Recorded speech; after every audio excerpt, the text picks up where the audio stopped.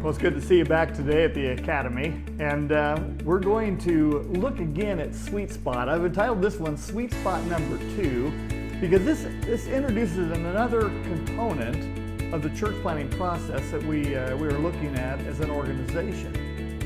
Ignite knows that it takes different kinds of churches to reach different kinds of people groups. With that in mind, I brought this toy that my grandson has.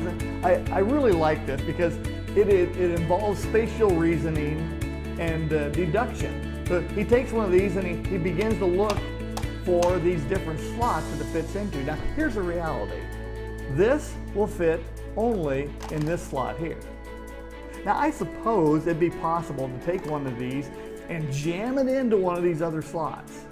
But the reality is, if I try to do that, I'm going to damage not only this, but probably one of the slots. No, each piece fits into its specific area. So I want to return again to the parable of the talents in Matthew 25. We talked about this. Each of the servants were given a talent, an amount of money, according to their ability. In other words, the master knew what each of these guys' capacity was. He knew exactly what would fit in their abilities, and so he decided to challenge them by giving them this talent. Now, the challenge was not a challenge to break them or to have them fail. It was designed to stretch them and show them what they could do if they put into action what he put in their hands. But he put in their hands exactly what worked for them and what fit. I believe there are a lot of different types and kinds of churches just waiting to be planted. There are different churches that will reach different people groups, different areas of ministry, and different regions. And some of these churches would grow very large and overflow a facility, while others will be smaller in number. But both these churches, whether they're large or small, or everything in between, if they're doing what God designed them to do, are very important and valuable. Here's the reality. Not every planter has the ability to plant a church that's going to grow over 1,000. And that's okay. Some can lead a church of thousands, others a church of hundreds, and others pastor a church of 50. What matters, though, is that a planter uses what God's put in his hands, finds where God wants him to fit, and then does what God wants him to do.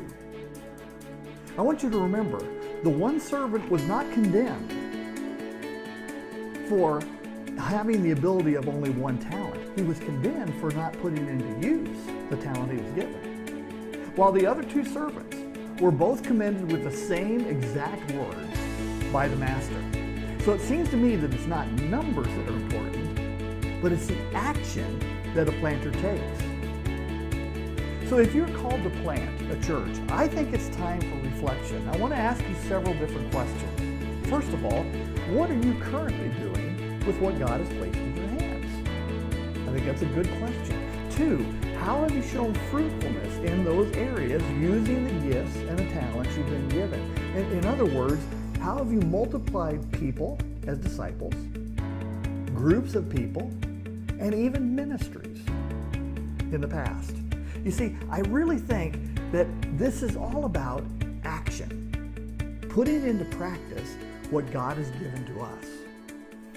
So what I want you to do is write down, when you've done some reflection, write down what you think God is calling you to do and the type of church God is calling you to plant. Remember, base it on what you've already seen and done in ministry to begin with. We'll call it a vision statement. And then what I'd like you to do is take that vision statement and pass it past people you trust. Now, let them read it. Let them evaluate it. Let them give you some feedback. We want to help you find a place to plant because, again, there are many different types of churches that need to be planted across Chicagoland. We want to help you find a place where God has designed you, a place that will best use your talents, abilities, and giftedness. What I like to call your sweet spot. Thanks for being a part of the Academy.